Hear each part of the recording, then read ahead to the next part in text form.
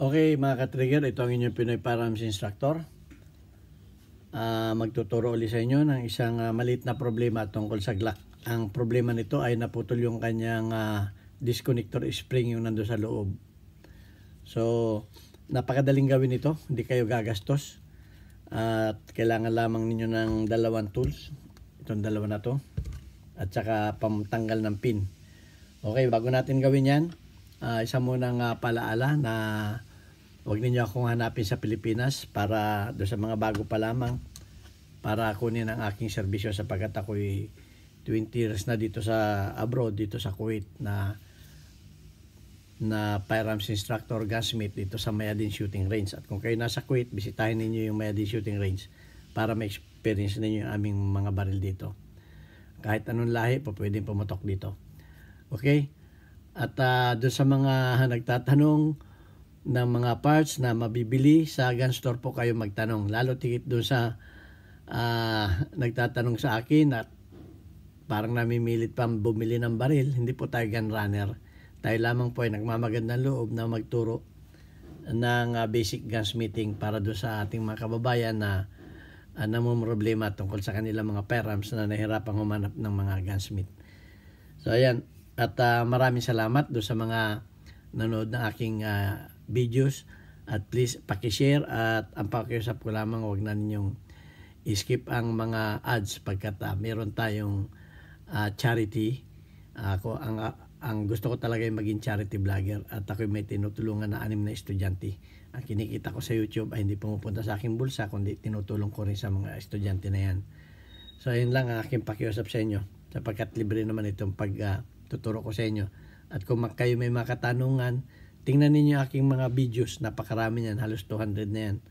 Baka yung tanong ninyo ay may kasagutan na, at kung wala kayong kasagutang makita, ay itanong ninyo at ating gagawa ng videos sa abot ng ating malit na kaalaman. So yun lang po, at pupunta na tayo dito sa ating problema. So may spring yan doon sa loob. Una, tatanggalin muna natin yung 3 pin. Yan, tatanggalin muna natin ito 3 pin, isang pin dito. Yan. 2 pin dito, isa, 2, ayan. Pagkatapos ay tatanggalin natin yung pinakang bridge dito. Ayan. Yun, natanggal na natin yung kanyang slide stop. Ayan. Pagkatapos ay bubunutin na natin itong assembly niya sa assembly trigger niya. So ang nasira dito ay yung spring. Tanggalin natin ito. Ititwist lang natin na ganun. Yung spring na yun, yung kawit na putol na. So itong spring na ito, hanggang 2 beses po pwede ninyo siyang gawa ng paraan. Para hindi na kayo mamroblema. Ang gagawin lang ninyo, yung isang coil uunatin ninyo at gagawin ninyong hook yun ang isasabit ninyo. Okay, puputulin muna natin yung yung matalas. Yung pinakang putulin natin yan.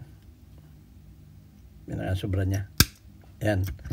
At ating kukunin yung isang coil, ihiwalay natin. Huwag natin puputulin na. Pabubukahin lang natin. Pabubukahin natin yung isang coil. Ayan o. Yun. Pabubukahin natin yung isang coil na yun. Ayan. Saka natin siya. Ayan o, wag natin puputulin parang hiwalay lang natin na ganon. Saka natin siya tutuwirin. Ayan, pagka naging ganon na, ating siyang itatayo. Parang kukunin lang natin yung, actually kalahating coil lang yun eh. Ayan o.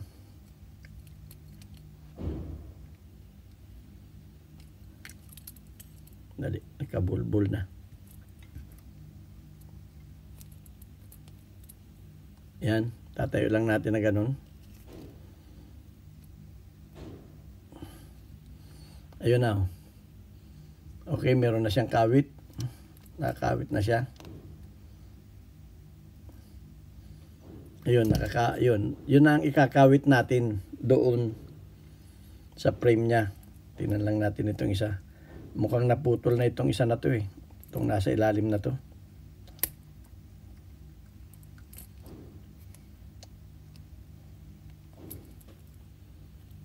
Oo nga, naputol na to.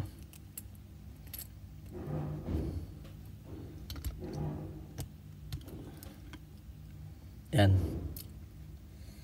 At ang gagawin natin ay ikakawit natin doon sa butas na yon. Okay. Ipupwesto na ulit natin siya. Okay, kakawit natin na pag ganun. Madali lang yan. Oh. Pag nakawit na natin, saka natin siya ipupwesto na ganun. So, napakadali lang ito. At hindi na kayo mamumroblema pa. Kasi hindi gagana ang trigger niyan. Ayan, nakakawit na. At pwede na natin siyang ilagay uli. Ikabit na. Okay? Kakabit natin siya.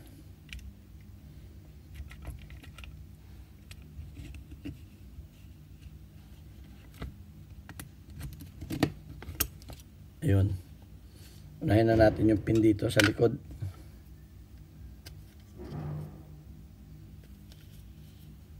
At tapos itong isang maliit na pin, ikakabit muna natin ito at kanyang bridge. Yan. Tapos yung kanyang pin. Huwag natin kalilimutan yung kanyang slide stop. Okay, yung isang video natin, yung paggagawa nitong return spring naman ang ginawa natin. So, hindi tayo mahihirapan na gawin ito. Kung alam lamang natin ang pamamaraan, din na tayo gagastos. Okay, yan. Tapos ikakabit na natin. Titingnan lang natin yung butas kung naka-align ba siya.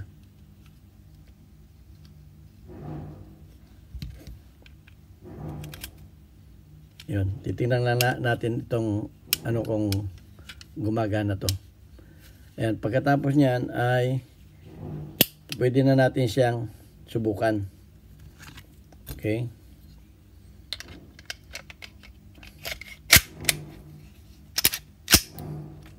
Yun. So, ganun lang kadali mga ka-trigger ang tingnan natin kung magre-reset.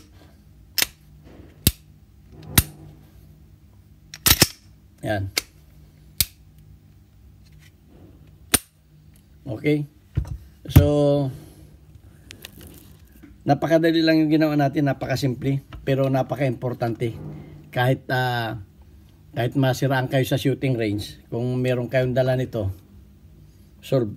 At meron din kayong pasundot lamang ng pin, solve na ang problema ninyo. Kung wala nito, pwede nang ampako eh. Okay? So, ayan. At meron na naman tayo natutunan. Isang maliit na bagay, pero mapapakinabangan. Hindi ako nagtatago ng mga sikreto. Maliit na bagay, pero pag dinala ninyo sa gunsmith yan, baka singilan kayo na hanggang 1,000. Baka hindi pa. Okay, para dun lang sa mga ganun kasimple. So, kaya tinuturo ko yung mga technique na yan. Para hindi na kayo mamroblema sa mga firearms ninyo. Hindi na kayo hanap ng mga gunsmith. At kayang-kaya naman ninyo. So, ang susunod naman nating ituturo dito, bantayan ninyo yung mga hindi nagre-reset. Okay, yung kanyang firing pin hindi sumasabit. At saka minsan nagpo-pull auto. Ano ang dahilan? Okay, ito naman ang ating gagawin ito. Ito hindi sumasabit dito yung kanyang kasi minsan pinudpod na ninyo. Okay, marami na namang problema dito. Pinudpod na. Ngayon na naging problema yung striker hindi na sumasabit dito. So, wala na. Minsan nagpo-pull auto pa, minsan hindi na sumasabit dito. So, hindi na gumagana yung trigger kasi delikado pa, baka biglang pumutok pag naka-trigger press kayo. So, yan ang sunod nating abangan ninyo. Yung videos na yun at gagawin din natin yun. So, kada araw meron tayong isang videos na i-upload. Pinakamababa na yung isang pinipilit kong mag-upload na mag-upload dahil yung mga actually yung mga ginagawa kong videos, mga tanong yan, di ko na lang hinahanap yung mga tanong doon sa comment section kasi ang dami na matagal na mga tanong. Ngayon ko lang nagawa dahil alam naman ninyo busy tayo. At saka yung mga tanong ninyo, abantayan lang ninyo kasi pag sinabi kong gagawin ko ng videos yan, bantayan lang ninyo kasi kumbaga yung mga videos na yan, naka-file na yan, sunod-sunod ng araw-araw na yan. So, kung kailan ako anong araw mapatapat yung inyong tanong, doon ninyo mapapanood. At saka yan, naka-private pa yan, nire-review ng YouTube yan kung papasa sa community guidelines kasi may mga videos tayo talaga na hindi pinapayagan ng YouTube. Kaya yung mga paggagawa, kahit yung mga simpleng paggagawa ng spring, hindi ko may turo. At dinidemonstrate ko na lamang, in-explain ko na lamang para kaya na ninyong sundan yung mga sinasabi ko kahit hindi actual kong ginagawa. So yan, ito ang inyong Pinoy Firearms Instructor. Maraming salamat sa inyong panonood. Please subscribe and share. Sa mga bago pa lang, pindutin ang notification bell para lagi kayong updated sa aking mga videos. Okay, maraming salamat sa inyo. At ako'y mag-iwan sa inyo ng katagang God bless us all and thank you very much.